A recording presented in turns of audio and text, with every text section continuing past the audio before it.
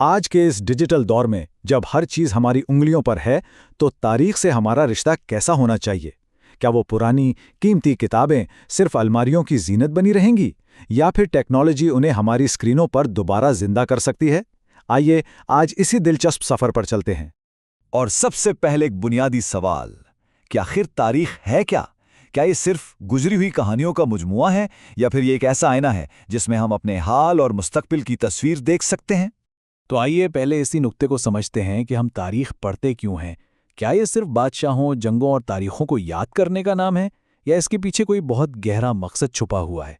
دیکھیں، اصل بات یہ ہے کہ تاریخ کا سچا مطالعہ صرف واقعات کو جاننا نہیں ہے، بلکہ یہ سمجھنا ہے کہ قومیں عروج کیسے پاتی ہیں اور زوال کا شکار کیوں ہوتی ہیں۔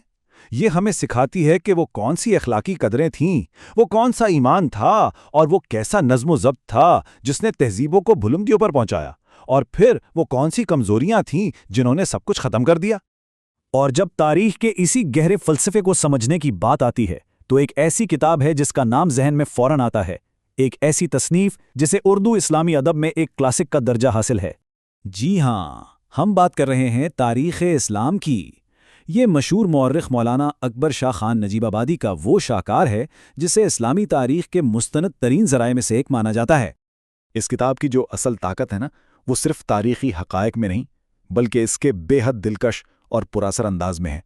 یہ تاریخ کو ایک خشک مضمون کی طرح نہیں بلکہ ایک ایسی زندہ کہانی کی طرح سناتی ہے جو پڑھنے والے کو شروع سے آخر تک اپنے ساتھ باندھے رکھتی ہے۔ اور اس کا دائرہ کار بھی بہت وسیع ہے۔ یہ عظیم کتاب 3 بڑی جلدوں پر مشتمل ہے جو اسلام کے بالکل ابتدائی دور سے لے کر خلفائے راشدین، پھر بنو امیہ اور عباسی خلافتوں اور یہاں تک کہ اندلس یعنی اسپین سے لے کر وسطی ایشیا تک پھیلی مسلم سلطنتوں کی ایک مکمل تصویر ہمارے سامنے رکھتی ہے۔ تو یہاں ایک بڑا سوال پیدا ہوتا ہے، اتنا بڑا علمی خزانہ، اتنا اہم ورثہ، اسے آج کی نسل تک کیسے پہنچایا جائے؟ اسے کتابوں کی الماریوں سے نکال کر ہر ایک کے ہاتھ میں موجود اسکرین تک کیسے لایا جائے؟ اور یہیں پر ٹیکنالوجی ایک پل کا کام کرتی ہے۔